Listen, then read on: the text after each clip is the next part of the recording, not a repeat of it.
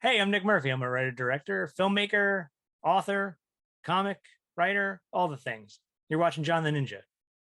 All right, ladies and gentlemen, how you doing? It's John the Ninja live in the dojo, aka the Dojang, aka the John the Ninja Studios. I got a man that truly, every time I talk to him, he's just a light. Every time we see him, he's smiling. This dude doesn't have a bad bone in his body, and when he does, it just gets converted to good. He's like the avatar for us when it comes to filmmaking.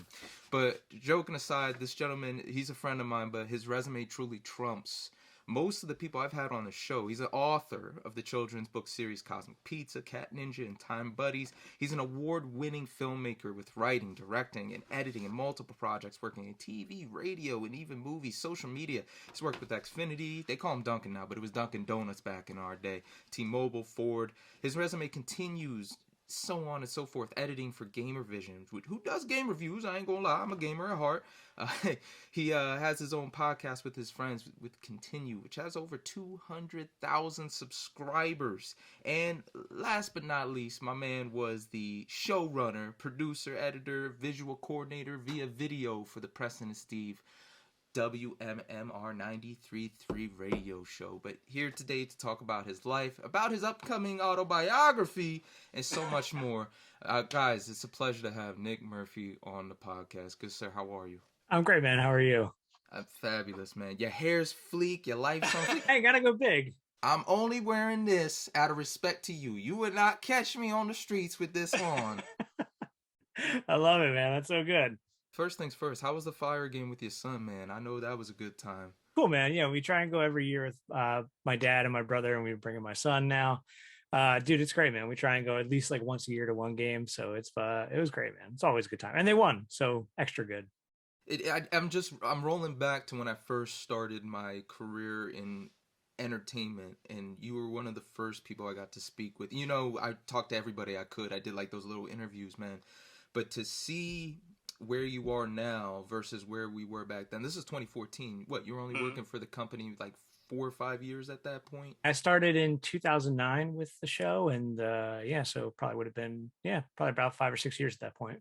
So, man, dive back again. What initially got you into movies and film? Because everybody can be into movies, but there's a select few that understand the cinematography of the filming, what camera was used, how they're directing. Like, oh, he just panned out in this scene. So, what sparked your interest in that aspect of your love for creating film? I was always into movies when I was a kid. Like, I mean, what kid wasn't? But like, I was just like obsessed. Like, I just loved watching movies. I loved all that stuff. Watching music videos was a big influence for me. Like, MTV used to do, they used to play videos, one, and then two, they used to do like a series where they would do like a behind the scenes of some of the videos.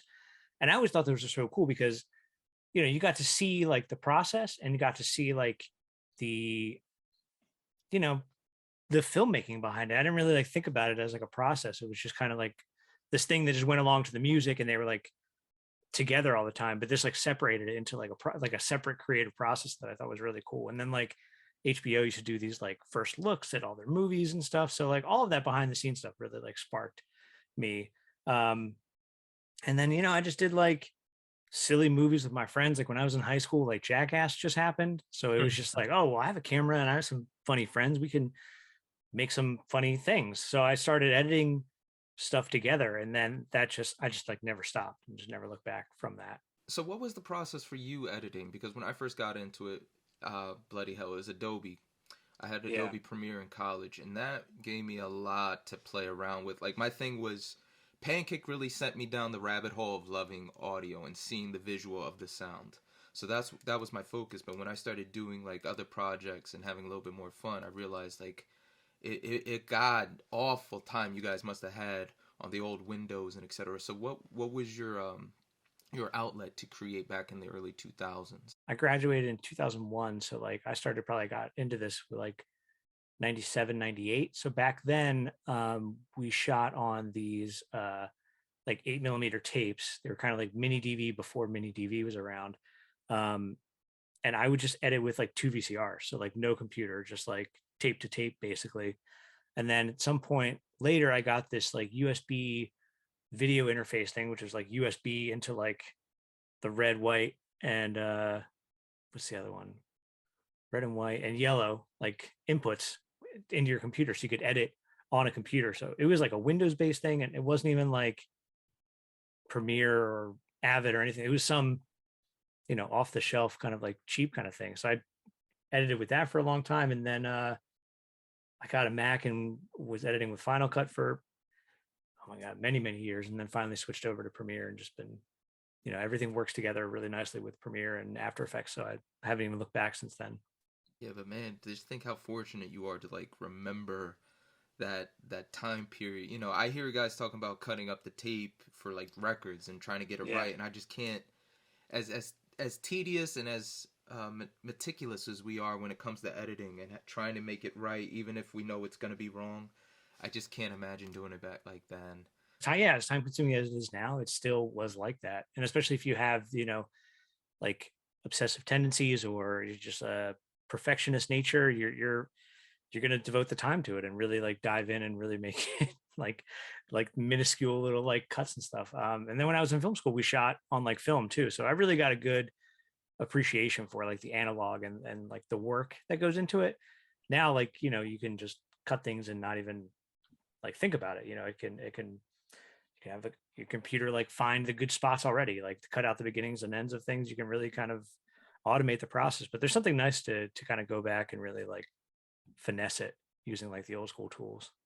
So you went to film school, you won awards there too, man. But I'm curious, what were some of the lessons you took from school that actually translated when you hit the field? Like for me, he's not a doctor, but I call him Dr. Padilla. He was a guy that, he did a little acting.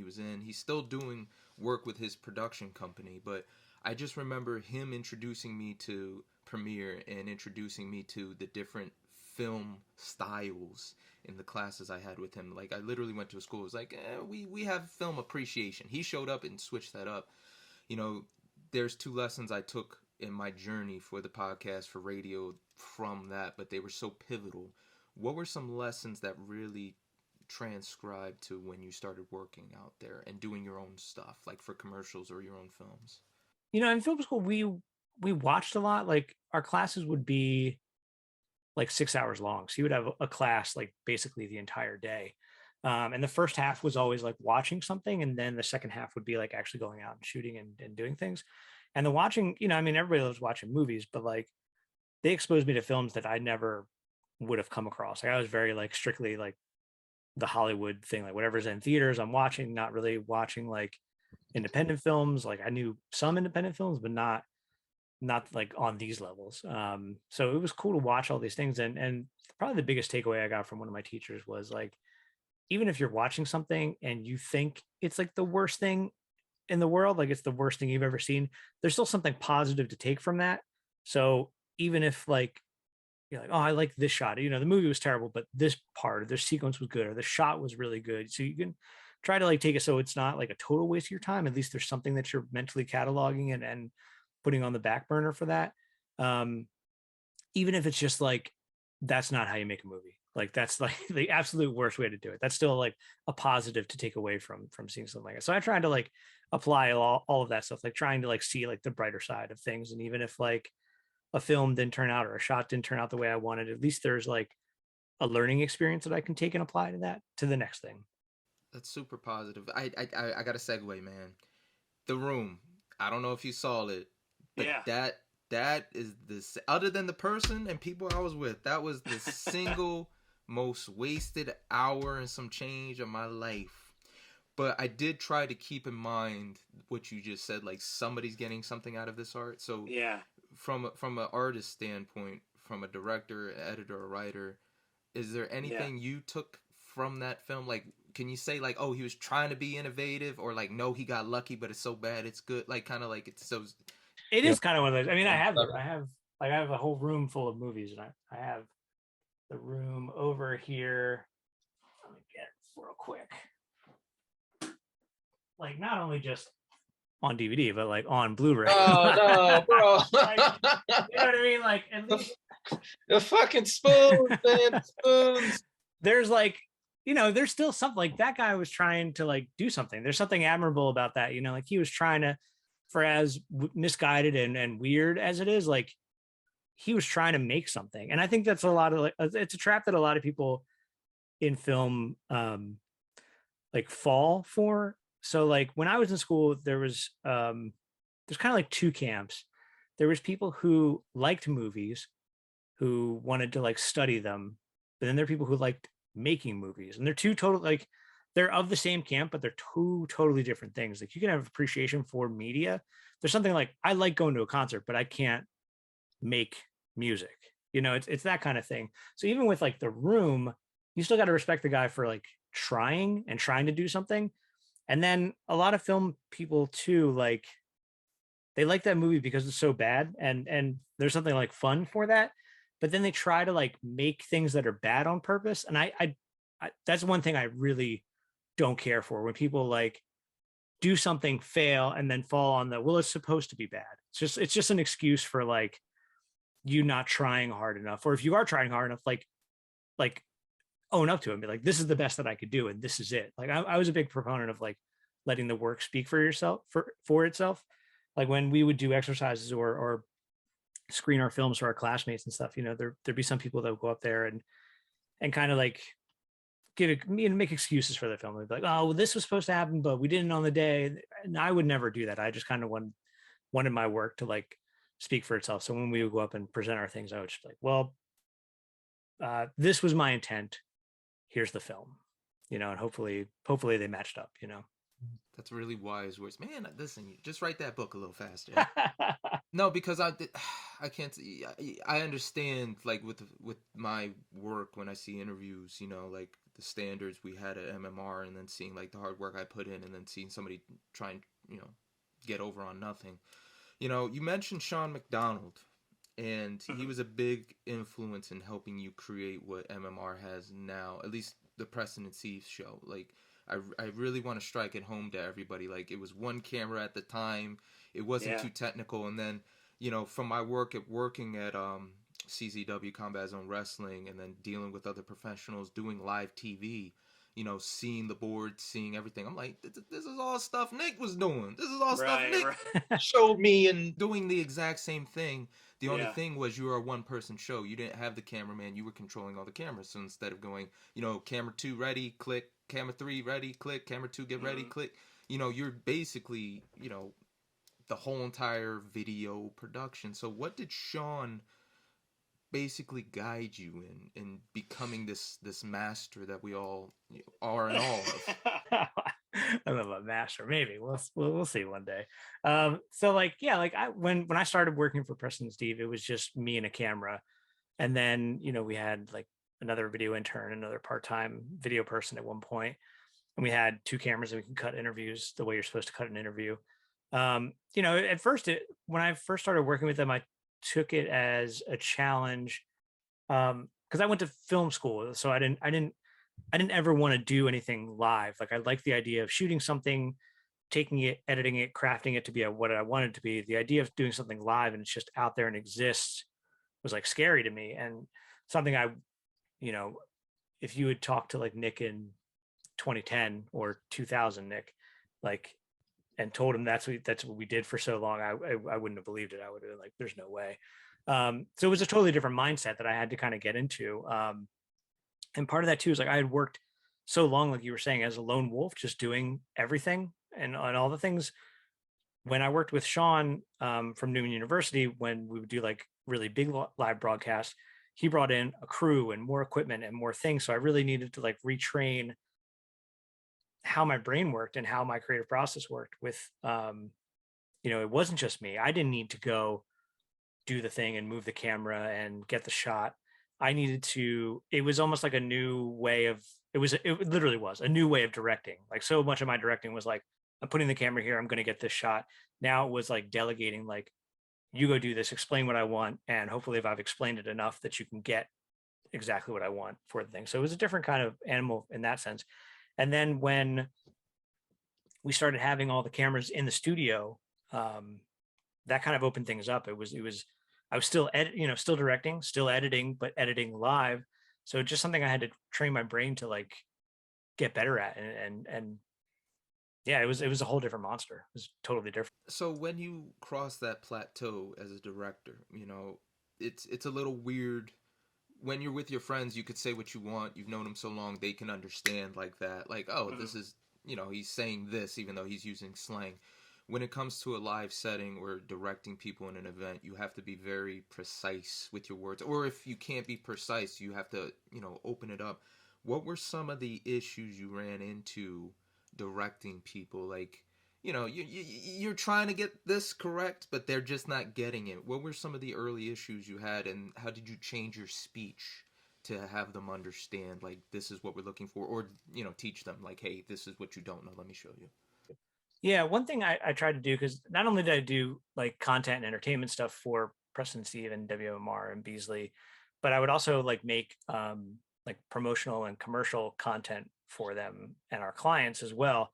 So that became like a big part of um, like another directorial skill that I needed to work with is like I had experience working with my friends, like you were saying. I had experience working with actors. I had experience working with professional broadcasters, but now there's this other variable that I'm dealing with where we're dealing with like clients and people who are not used to being in front of a camera and not used to the whole process, or like people that don't understand the whole process. And so you really need to like break it down, what you're doing and why we're doing it. Like so much of it was like, we would do a take of something and I'd be like, great, perfect, that's awesome, let's do it again.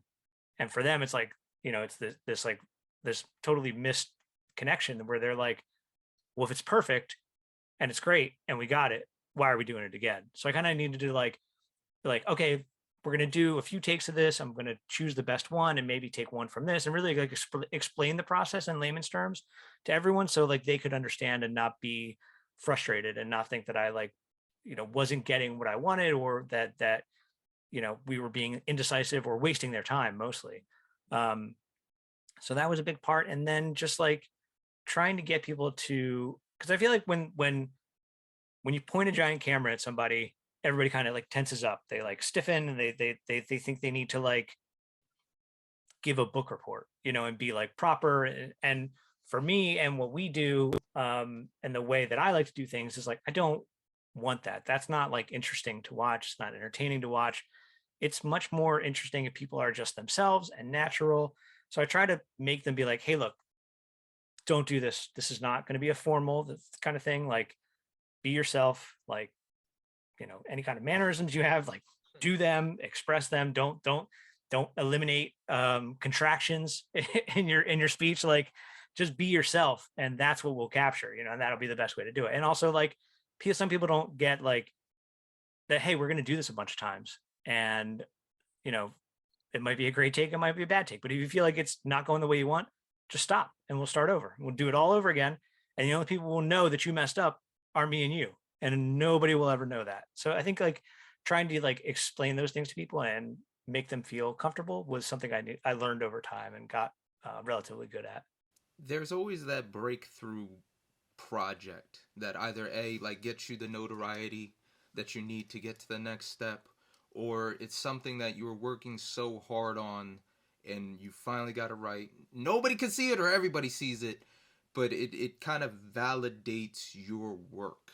I'm just curious, did you ever have a moment in your career with Preston Steve beforehand, maybe with the guys in Continue, where you were struggling to get a project done for whatever reason, whether it was going to, like, this is it, I need to do this, or my career is over, or there was so much riding on it for you emotionally that it meant everything to you, that once you got it done, it either failed or did well? And what were those feelings behind it? Yeah, so when I was working for Preston and Steve part-time, I was also working for like a video game production company called Gamervision. Gamervision was um, like a college humor website, but for video games. So they wanted to make original content, but be about gaming for gaming people who enjoy games. So we had like video game reviews, we had video game news, we had original content like about video games. So a bunch of like really cool stuff that was very like, you know, related to what I enjoyed doing. So I started working there as a director and producer. And one of the things we did that I was brought on for early on was to make someone had written up a video game like trailer parody. And they needed a director, and a friend of mine recommended me, and that's how I started working there. So the first one we did was it was a shot-for-shot remake of the Inglorious Bastards trailer. Inglorious Plummers, bro. So we did it with all Mario characters, and we did it shot for shot, redid the whole thing like that. So that got us like a lot of notoriety. It put like, it maybe didn't put like the site on the map, but it definitely made people aware of it and what we were doing on a regular basis. So we started with that, and we got like a ton of, we got press from it. We got like, write-ups in blogs and featured on different things. So that kind of jump started things creatively for me. It was kind of like, oh, this thing that I love doing, video stuff and film stuff and movies, I could mash them together in an interesting way and make something totally new. And it and doing like, I'm a huge fan of parody. Like Weird Al is one of my like favorite artists since I was a kid, and I always appreciated that he could like make these songs sound exactly like there's I don't think people appreciate like the fact that like Eat It sounds exactly like Beat It, like musically, tonally, like even the video is like shot for shot kind of parody of it. Like I love those things. So it was a really cool way to like put all this in. So that was really like creatively rewarding. And then for my career, it was super rewarding. Let's go to continue, because Yeah. I know this is one of the more popular videos, but I did like the Harry Potter one where y'all were sitting down playing that PS2 Harry Potter. Yeah. Because me, as a kid, we're both gamers, and everybody has their likes, and I was, for some reason, even though my parents didn't shelter me, but they really weren't exposing me to the violent, gritty. I just knew it's like, yo, if it's not GTA, if it's not violence, fighting, Right. girls, like, so like sitting back and watching you guys play this really wholesome game and cracking jokes as like, with the boys, it really got me, like, I almost busted a gut, like literally, like I'm laughing, but now it's like, oh shit, I'm hurting. Right. So Right. I mean, that's like our whole vibe. That's like the whole thing. So we started Continue when we were at Gamervision. The company unfortunately went under, but we kept doing the show on our own. It was one thing that we enjoyed doing. So it was just like a lot of fun, and it's cool. We've been doing the show since 2009, so it's interesting to see how the show's evolved. Where we started with like NES games, Super Nintendo games, and that was kind of like the cutoff. And then we started doing some PlayStation games, and now we're into like PlayStation 2, and probably like we could start doing PlayStation 3 because like at this point it's like 10 years old, 20, 15 years old at this point. Like, so it's really cool to see how it's evolved from like games that I grew up with to like games that I missed out on, and now we're like experiencing for the first time and like having fun with. And the premise of the show is that we play a game for half an hour and decide uh, if we like it, continue. If we don't like it, game over. And it's kind of it's kind of the same rating system as like Whose Line Is It Anyway. It doesn't really matter. It's more like just the video game is just like the delivery system for us to have fun and be goofy and entertain people. just as a gamer, Yeah. what are your top, like your top franchises or top games? It's hard to say what's your favorite video games of all time and stuff, but Yeah. like if I were to say like what games really made an impact on me as far as who I am, it's like one, Mortal Kombat. Like Mortal Kombat's like Wu-Tang Clan. You mention one, I'm gonna mention it right back. Right. The Last of Us, I know that's newer. Yeah. Definitely the wrestling games. These games are so integral into my DNA. Like the references in my everyday life. I'm a little bit more charismatic, so I'm out here quoting them. But what are those games like Resident Evil that left that lasting impact? Yeah. It's really interesting. So like the games I remember a lot were definitely from like the Super Nintendo era. Like I played like Legend of Zelda. Link to the Past was like a big game that I've spent so many hours playing. Final Fantasy games. Played so much of that. Yeah, those two were really like the biggest ones. And then there's a lot of like silly ones. Like there's this Super Nintendo game called that LucasArts made called Zombies Ate My Neighbors. It was like a game that had like comedy in there, and it was like really funny, but like, you know, had action and it was a really cool game. So that, I feel like that was a big game.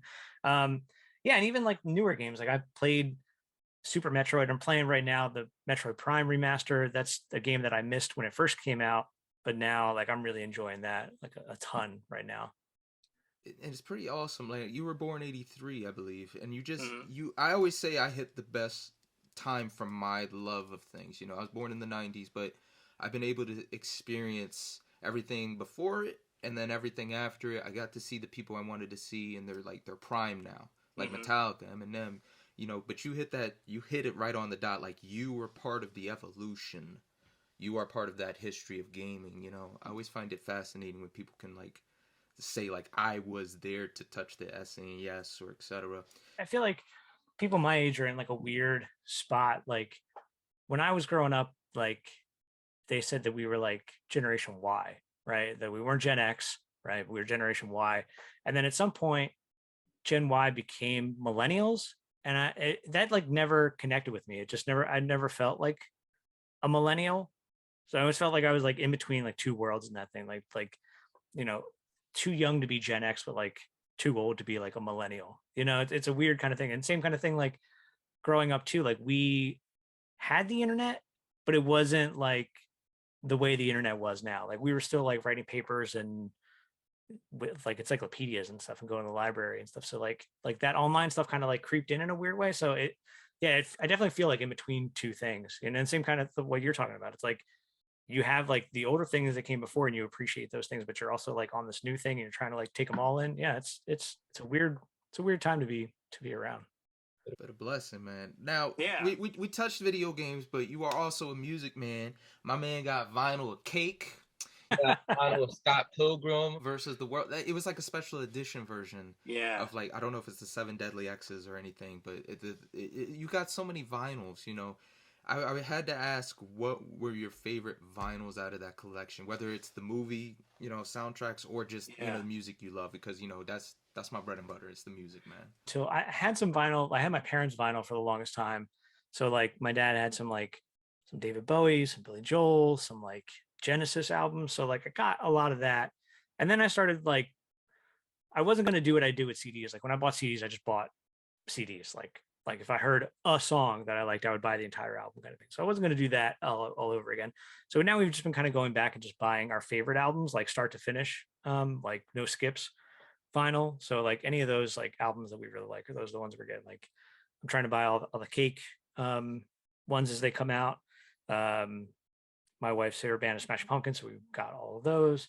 Um, my favorite band is the Pixies, so anything they release is coming out like that. And then so when I worked at the station, they were trimming down their vinyl collection. So I got to take a lot of the vinyl that like was played on air that the DJs used and stuff. So I have some really great like awesome 80s 80s bands and 70s bands that probably like vinyl that I wouldn't pick up, but now I listen to and really like appreciate, like, you know, like weird Huey Lewis and ELO and there's one other, the one that we picked up that I popped on and I really enjoyed. Oh, like the Cars, like all these bands that like I was like, oh yeah, I like them, and then I put on out their like infamous albums, and I'm like, oh my god, these are like incredible. I see why everybody talks about these all the time. Yeah. Man, I'm jealous now because I used to be. I can't disclose details, you know, ain't get the best reputation there. But there would be nights where I'd be overnights and I'd be listening to vinyls while I was working on whatever, you know, trying to get sound checks, trying to pull stuff for you know whoever.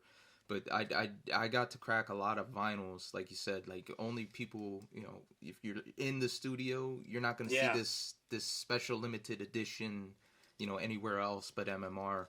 But yeah, I remember. I can't remember if it was the song "Remains the Same" or "Celebration Day," but one of the Zeppelin vinyls for the longest time, I really wanted to open it, but yeah, you know, I had so much respect for you know the station and everything. I was like, I'm not doing right. it. And then I come in one day and it's just the plastic's just Oh yeah, there you go. well, screw it, you know. Yeah, So, might as well put it on. Yeah. but you know, it's the fun stuff like that that we got to do at MMR. You know, want to hit up Rebecca real quick because you know I've heard of her. We've met. I didn't know she was an artist, man. I Yeah. didn't know she was an artist. What type of art is she doing? So she does painting. She does abstract expressionism paint. Um, yeah, she like sells it through her site and sells. She sold like all kinds of pieces to like right now. We're trying to think like how many like states right now. It's like nothing outside, nothing international yet, but like she sold a bunch of pieces to like people in New York, Connecticut, and then I think there was like three or four pieces that went over to California and stuff. So she's doing all right. Yeah, she's doing good. So with that, you know, Only because I've been in, like, I love going to art galleries and stuff. I don't have the money for it. I gotta, be Right. honest up Yeah, front. me neither. But it's very meticulous, like filmmaking. This is the Yeah. kind of paint used. This is that. Do you know how she fell into her love of art like that? Yeah, she wanted to be an artist from the get-go. She grew up in this like rural town and knew that she wanted to leave and go to something bigger. So she went to New York, she went to Pratt to study painting. And then for a few years, like just kind of fell off it. She was doing other creative things like photography and she was doing like printmaking, like a bunch of really like interesting stuff, but just wasn't painting as much. And then we've finally like made some space for her. And now she's like can't stop with it. It's interesting to be like creative like couple. It's a weird kind of thing because I feel like anytime you date somebody, you try to like imagine what like life is like for other couples or other people who are in relationships and stuff. And it's always like funny because there'll be a point in the night where we're all like, finish dinner, we're hanging out, and then just like, okay, well, I'm gonna go do my creative thing. You're gonna do your creative thing, separately in the same house, but it's still like, I don't know, it feels like nice to have like your own time to like do your own thing and then come back and like talk about it. Like there's so many times where she and I are just taking a car ride and she's talking about, you know, some process that she's interested in exploring and I'm listening and trying to give feedback and something that isn't my specialty, but I can still apply like creative problem solving and maybe give some like, creative like critique on like my take on it and same thing. And she'll be a sounding board for my ideas. It's a great relationship we have. It's like the perfect thing. I would love, I early on I was like, oh, maybe I'll find somebody that has tolerates this taste. And now I found someone who like accepts and reciprocates. And it's fantastic. That's a weird feeling, man. Growing up, not saying my parents' marriage was great or bad, but I do remember seeing a lot of bad marriages. So the idea was like, oh, if I find somebody to be miserable with, that's the win. Yeah, yeah. Now I gotta get to college. I'm like, wait, people actually like have things in common and like each other? Yeah. It's funny because like, there, I'm sure there are people who've been around other people, and I'm sure there's, dudes out there who are just like, my wife's driving me crazy. And I don't know, man. Maybe some of that is like your fault, not so much your wife's fault, dude. Like, maybe just try to be happy, man. Maybe try to work on that instead of avoid it. I still remember, but could you, for the fans, just tell me? I remember asking you in the studio how you guys initially met.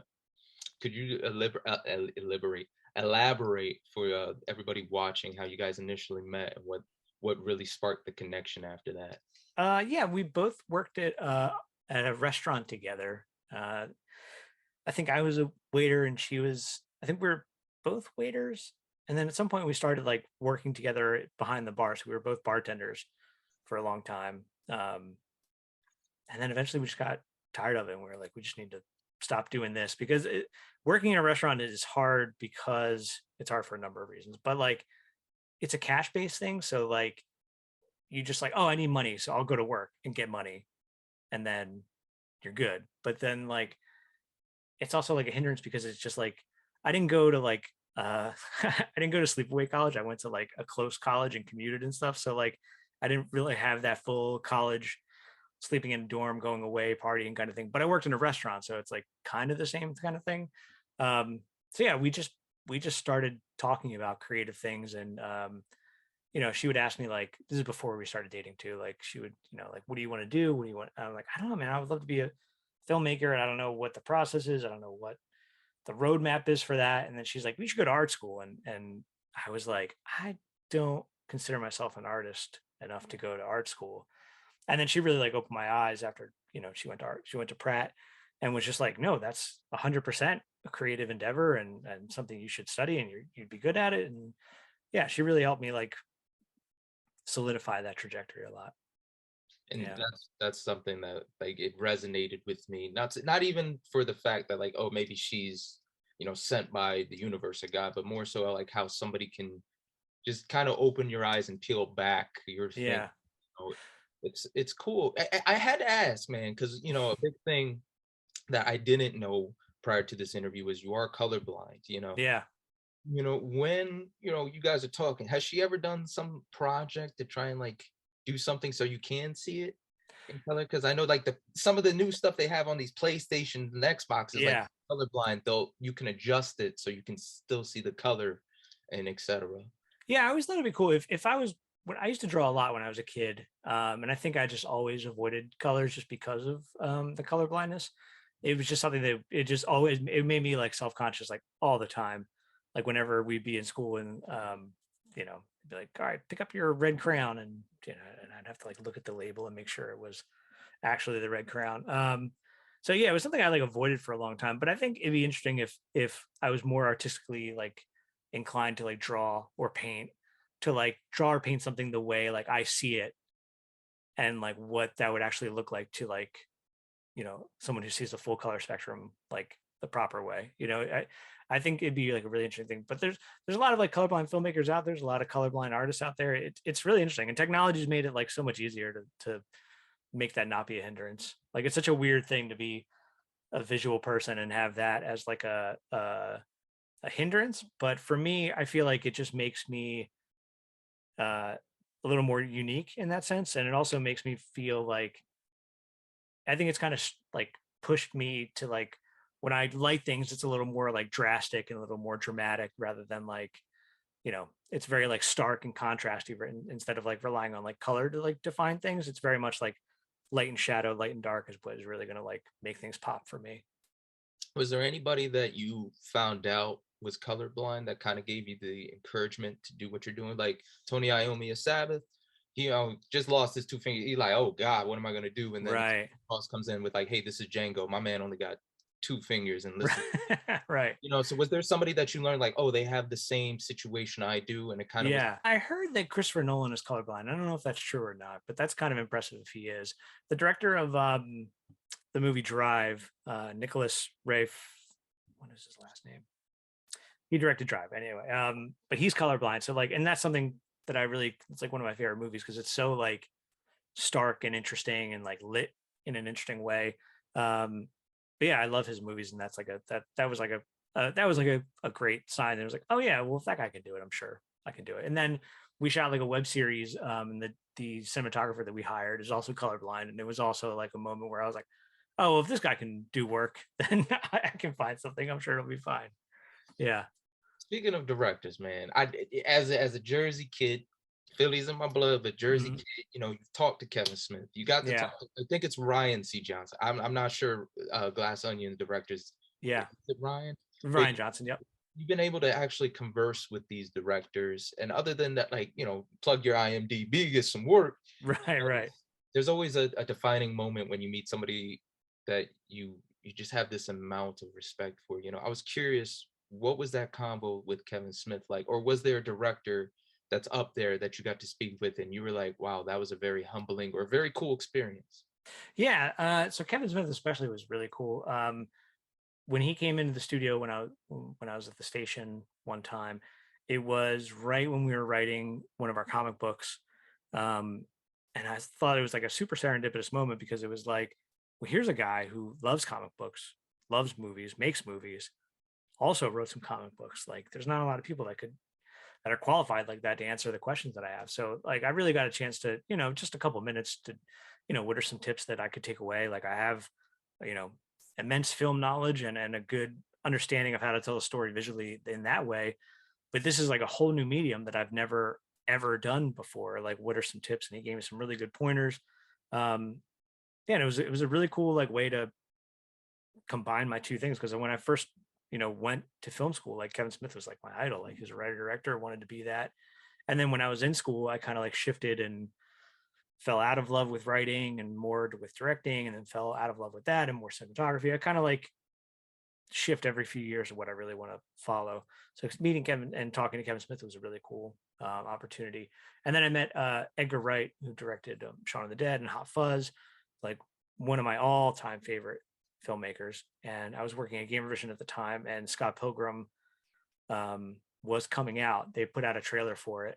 So at Gamervision, we did kind of like a breakdown, like frame by frame of the trailer, what was comparing it to the comic book and stuff. We put that online and got like a good response from that. And then when he came into the studio, I mentioned that to him, and he was like, "Oh my god, I saw that video. You guys did such a good job. You missed two things, but It was great. It was so good. Yeah, it was really, really cool. Man, I've been mad as hell. I was like, man, you could have left that out. You ruined. No, I don't man. gonna bother. No, he was That's like great when I about met it. John Leguizamo at the Yeah. state. Oh yeah, yeah.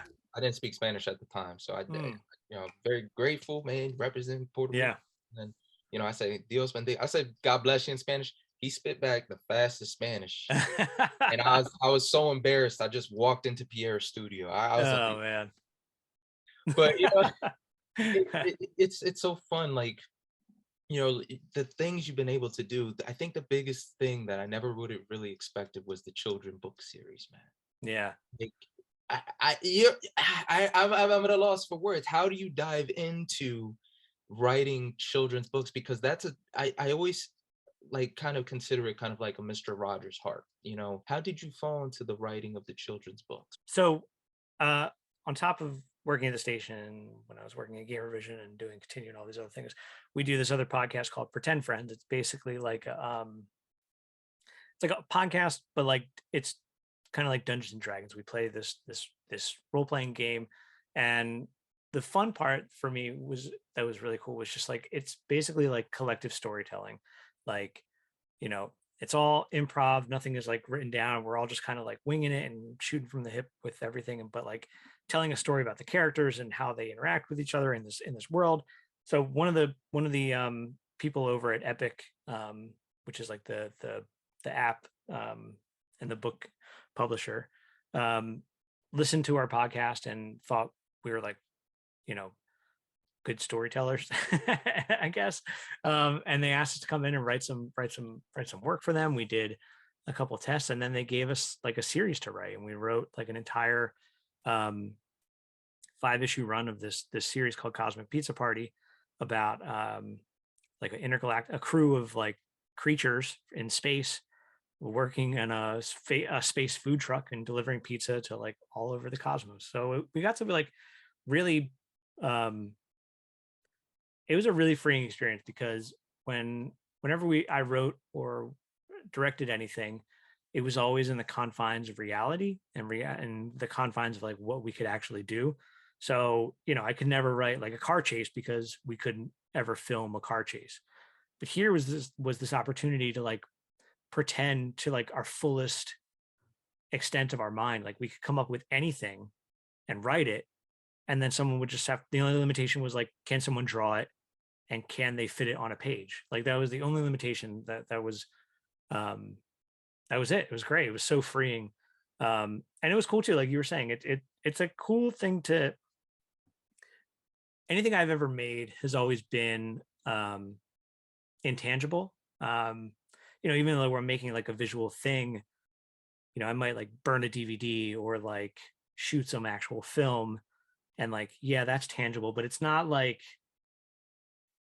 it's just a thing that someone like goes into people's brains and then who knows what happens to it. It disappears, it evaporates, maybe it sinks in, who knows. But like when we had the books come out and they came out digitally at first and then they came out together packaged as like a book like like you can get at Barnes and Noble or like a bookstore or Amazon delivered to your house, like that was like a game changer. That was like, I can't believe that this is like, I made something that's like forever. Like it's like those books will exist and someone will find them and it's crazy. It's a totally different, like it's something I never thought that we would have be able to do. And now we've written like a bunch of comics for them. We wrote a short story for one of their book series. Yeah, it's crazy, man. I never thought when I was in film school, I was like, oh, I'll be a writer director. And then I fell more into directing and cinematography and didn't think I was a good writer.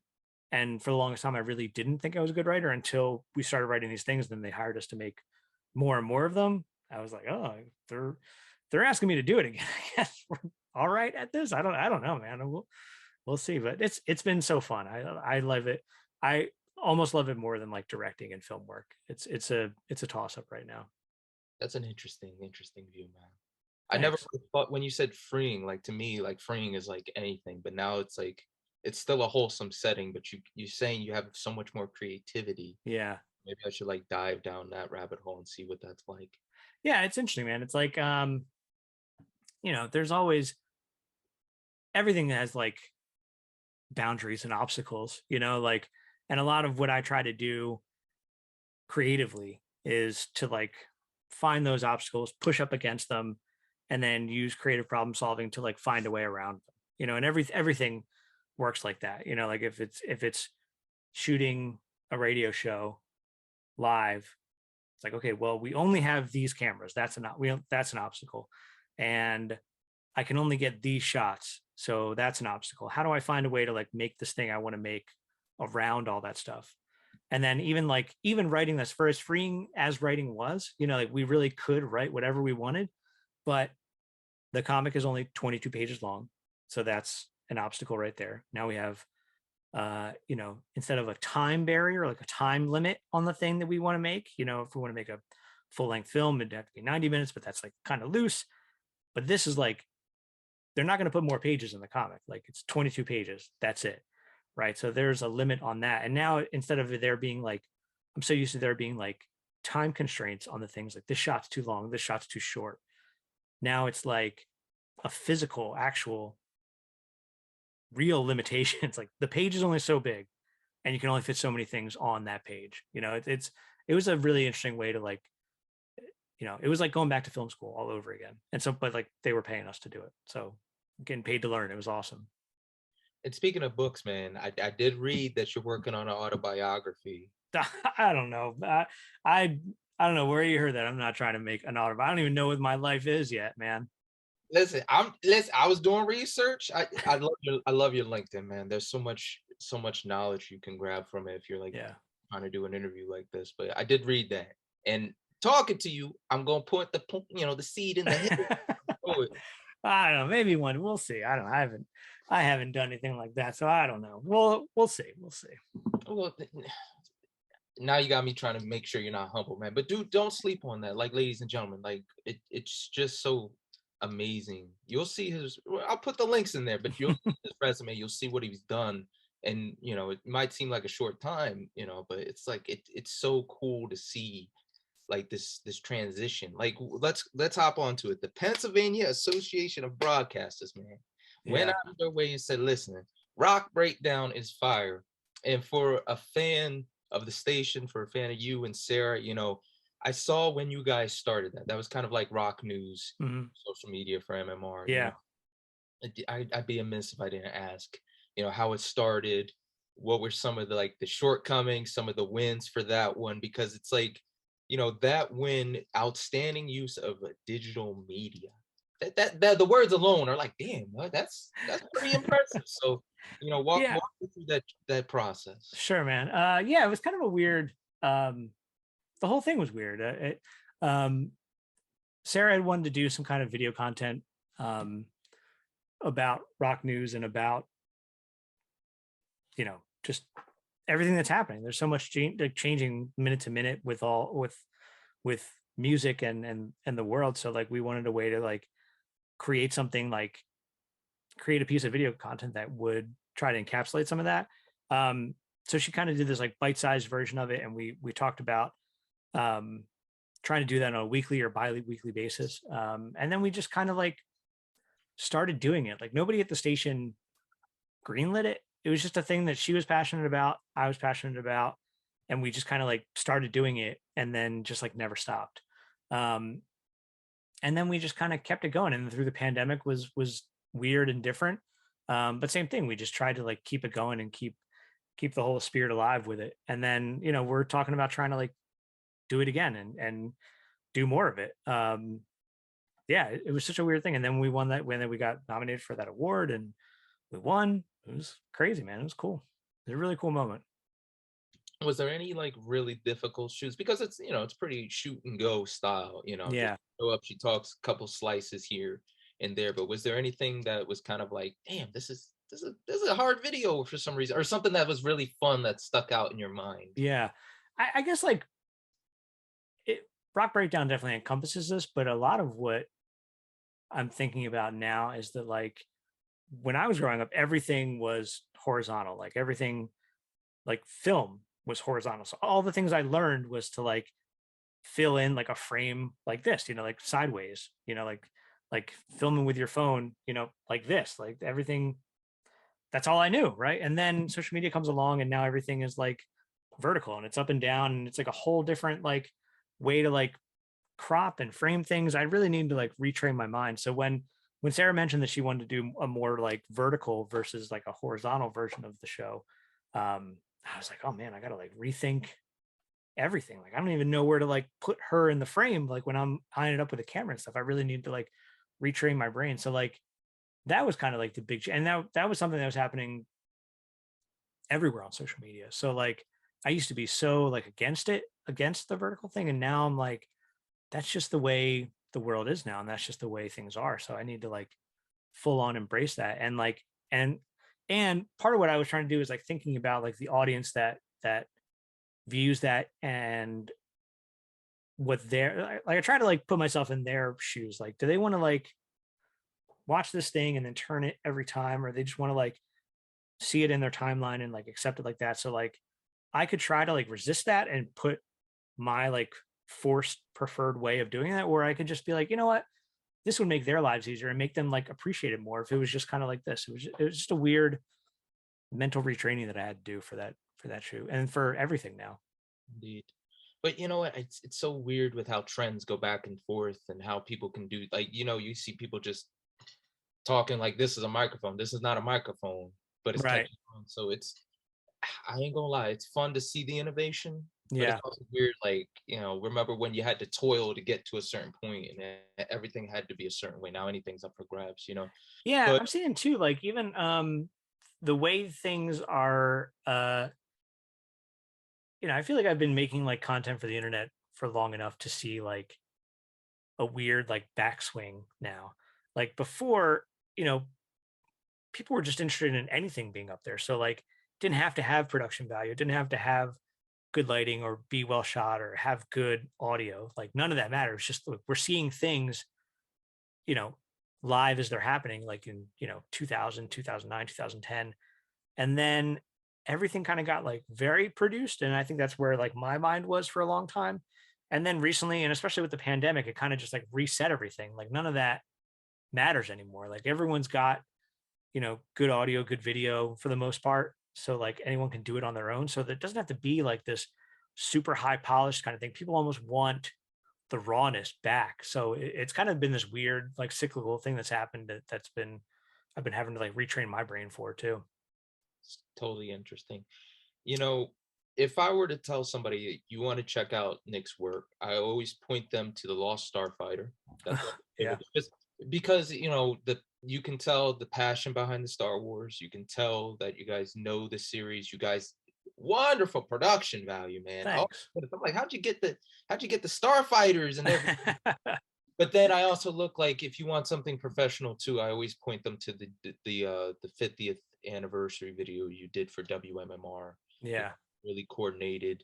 And if you were to have to show somebody like, hey, I want your best work, what would you in your mind first think, like, this is probably what I should show them, if it's just that from a creative standpoint, from director to director, not so much like, oh, I'm dealing with like Live Nation or etc. Yeah. Yeah. It's hard, man. I feel like, it wasn't until recently I just really started like reflecting on my career and like the work that I've done. Like after I left the station, it was kind of just like this thing where I was looking at everything that I did. It was, yeah, it's been a wild ride, man. It's been like, you know, been making things for like 25 years at this point. So yeah, like we made that Star Wars fan film, Lost Starfighter. That was like such a fun experience. Obviously love Star Wars. And it was cool to like work, like tell a story in that space.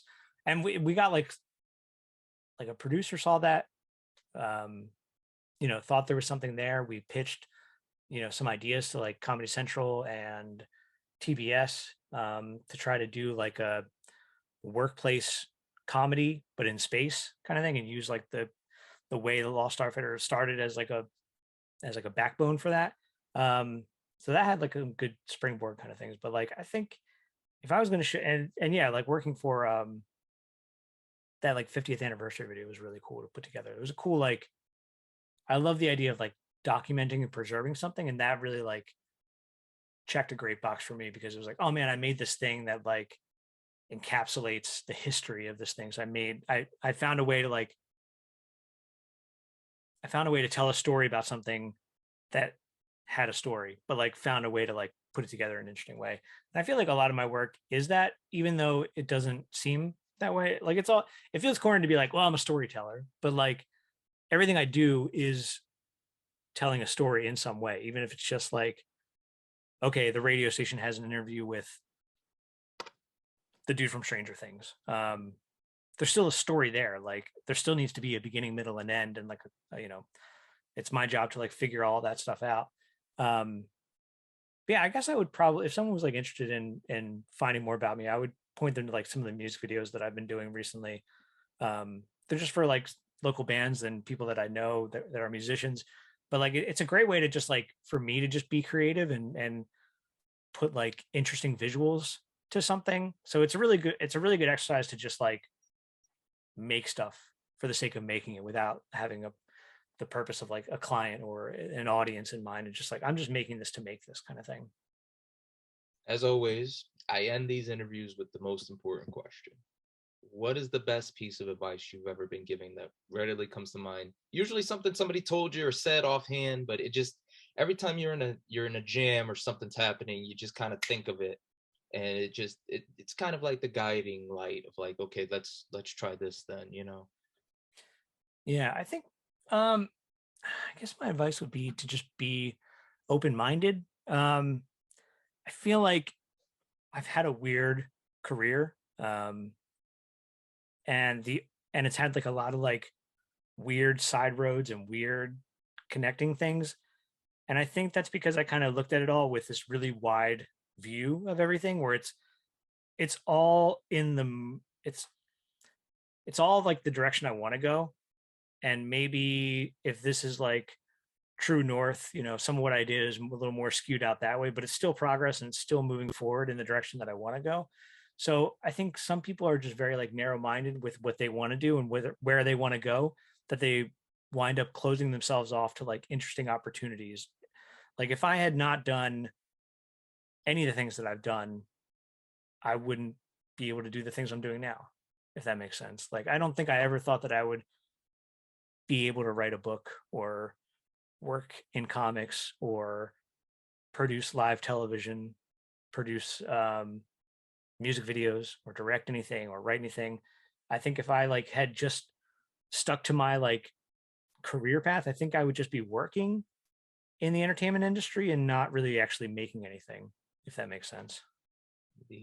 Guys, again, I'm truly humbled to speak with this individual again. One of the supportive figures in my entertainment journey when I first started, quite literally. Go check out Nick Murphy. You can find him on social media. It's going to be Facebook, Instagram, Linktree. Go to that one. That's the one I'm going to show you in the link and down below. But hey, Nick Murphy, that is where you want to go if you need any film done. If you need all those rock stars and musicians, I know y'all need your music videos done professionally. This is the guy. But what a wonderful human being he is. What a wonderful talent and eye he has. He just has a soul for video. So guys, check him out. Good sir, thank you so much for your time. I'm again humbled. Thank you. Oh, thanks for having me, John. I appreciate it, man. It was awesome. Good talk. Thank you. And everybody else, don't forget, be smart, be mindful. Check out Nick in the below. And rock on, guys. Ninja out. And I'm taking this off ASAP. Woo, baby, you listen to John the Ninja. Oh, your ears are about to go on a vacation. John the Ninja's got what you need.